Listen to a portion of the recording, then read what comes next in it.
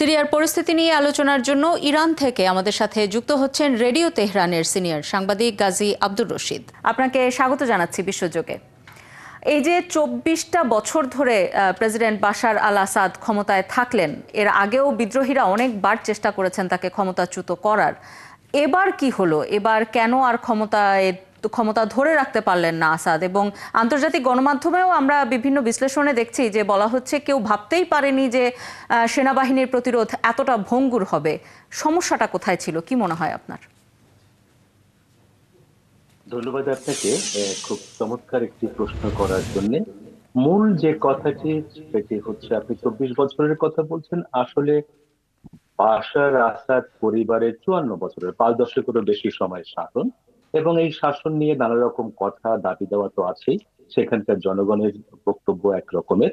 এবং এই বিশেষ করে ২০১১ থেকে এ পর্যন্ত যে গৃহযুদ্ধটা সেখানে চলছিল, সেখানে সিরিয়ার অর্থনীতি ভঙ্গুর হয়েছে, মানুষজন গৃহচ্যুত হয়েছে, বাস্তুচ্যুত হয়েছে, হত্যা হয়েছে, নানা রকম সংকটের সরি নানা রকম সংকটের মধ্যে সিরিয়ার জনগণ পড়েছে। সবকিছু মিলিয়ে তারপরও রাশিয়া, ইরানের মতো মিত্র সিরিয়ার পেছনে ছিল।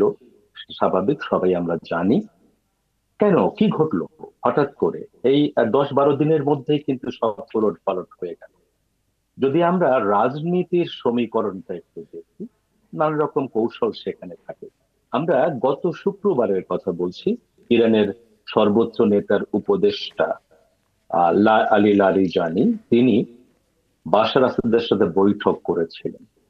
গত শুক্রবারের কথা বলছি। নিশ্চয়ই সেই বৈঠকে বিশেষ কিছু আলোচনা হয়েছিল।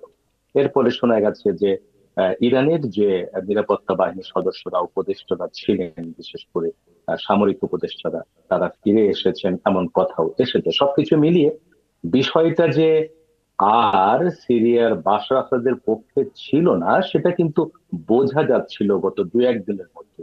এবং এর আগে আমরা দেখেছি রাশিয়া, তারা প্রতিরোধ করার চেষ্টা করেছে, হামলা করেছে, কিন্তু তারপরে সে রাশিয়াও থেমে গেছে। গতকাল দোহা ল্যাভরভ বৈঠক কিন্তু হয়েছে, আমরা আজকেও জানি। বলেছেন, সেখানে জনাব গাজী আব্দুর রশিদ, ল্যাভরভ কিন্তু আজকেও বলেছেন, এবং গতকালও আমরা দেখেছি যে তুর্কি পররাষ্ট্রমন্ত্রী তিনিও বলেছেন রাশিয়া, তুরস্ক এবং ইরান তিনটি দেশই কিন্তু সিরিয়ায় যুদ্ধ বন্ধের কথা বলছিল, কিন্তু সেটি আসাদের পক্ষে। এখনকার পরিস্থিতির বিবেচনায় এবং এই যে আসাদ পালিয়ে গেলেন, এখন তাহলে এই মিত্র দেশগুলোর ভূমিকা কি হবে? হ্যাঁ, এটা খুব খুব জটিল একটি সমীকরণ। আহ তিনটি দেশের ভূমিকা কি হবে? আমরা গতকালকের যে বৈঠকের কথাটা বলছিলাম, সে বৈঠকে কি আলোচনা হয়েছে সব হয়তো সামনে আসেনি। তবে বাশার আসাদ এখন কোথায়, তার ঠিকানা তো আমরা অজানা। এদের অবস্থানটা কি হবে? সবকিছুর পেছনে কিন্তু আমরা একটা জায়গায় ফিরে যেতে হবে, ফিলিস্তিন গাজা পরিস্থিতি। গাজা পরিস্থিতির উন্নতি না হওয়া পর্যন্ত পশ্চিম এশিয়ার কোনো শান্তিপূর্ণ অবস্থা আসতে পারে না। এবং খেয়াল করেছেন, এই যে আহ এইচটিএস তাদের সদস্যরা যখন দামেস্কের নিয়ন্ত্রণ নিল, তার পরপরই কিন্তু আমরা খবর পেলাম, যেটা টাইমস অফ ইসরায়েল বলছে, যে আসাদ সরকারের পতনের পরপরে ইসরায়েলি ট্যাঙ্ক গুলো কিন্তু গোলান মালভূমি এলাকায় ঢুকে পড়েছে, এবং তাদের আর্টিলারি গ্রুপ গুলো তারা গুলিবর্ষণ করেছে। তার মানে বেলাখেলে লাভ হয়েছে কাদের? পরোক্ষভাবে ইসরায়েলের। লাভ হয়েছে পশ্চিমা দেশগুলোর, পশ্চিমা পরিকল্পনা। এখন সিরিয়ার অবস্থাটা কি হতে যাচ্ছে? সিরিয়া খন্ড খন্ড হয়ে যাবে নিঃসন্দেহে। তিনটি ভাগ তো হয়ে যেতেই পারে। একটা হচ্ছে, আপনি ধরুন, কুর্দি অধ্যুষিত অঞ্চল হতে পারে, একটি সুন্নিদের জন্য হতে পারে, একটা শিয়াদের ব্যাপার, শিয়া আলাদি তাদের ব্যাপার হতে পারে। এখন অনেকগুলো সমীকরণ এখানে কাজ করছে। মধ্যপ্রাচ্যের দেশগুলো কি করছে? শুধু ইরান বলে না, মধ্যপ্রাচ্যের দেশ যেমন ধরুন এই তুরস্কের কথাই, জর্দান, মিশর, আমিরাত, বাহরাইন, সৌদি আরব, তারা তো আমরা জানি যে ইসরায়েলের কিছুটা মিত্র, মার্কিন যুক্তরাষ্ট্রের মিত্র। তাদের অবস্থানটা কি হবে? এখানে আরো কিন্তু অনেকগুলো প্রশ্ন উঠবে। লেবাননের পরিস্থিতি কি হবে? ফিলিস্তিনের হামাসের পরিস্থিতি কি হবে?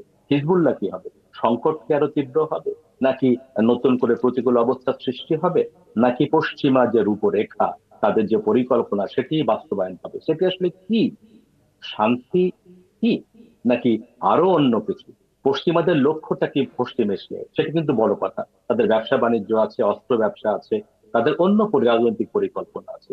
সেগুলো কিন্তু এখানে বড় ভূমিকা পালন করছে।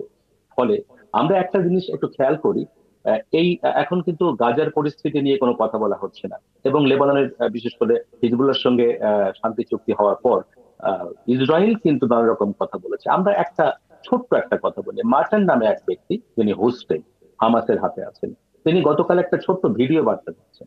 সেখানে তিনি নেতানিয়াহুকে বলেছেন যে আমরা প্রতিদিন হাজার বার করে মরে যাচ্ছি, আমাদের কথা আপনারা কেউ ভাবছেন না। এবং গাজায় কিন্তু আমরা ইসরায়েলে দেখতেছি যে হাজার হাজার মানুষ বিক্ষোভ করেছে হোস্টেলদের মুক্ত করার জন্য। সেখানে নেতানিয়াহু ভালো অবস্থায় নেই। সবকিছু মিলিয়ে আসলে অন্য রকম এবং ভিন্ন রকমের একটা পশ্চিম এশিয়া হয়তো হতে যাচ্ছে, এবং আগামী দিনগুলো হয়তো আরো জটিল, আরো কঠিন, আরো সংকটময় হবে বলে আমি মনে করছি। আপনাকে অসংখ্য ধন্যবাদ গাজী আব্দুর রশিদ আমাদের সাথে যুক্ত হবার জন্য। আমাদের সাথে রেডিও তেহরানের সিনিয়র সাংবাদিক গাজী আব্দুর রশিদ যুক্ত হয়েছিলেন। তার কাছ থেকে আমরা যেটি বুঝতে পারলাম যে একটি জটিল পরিস্থিতি তৈরি হতে যাচ্ছে পশ্চিম এশিয়াতে।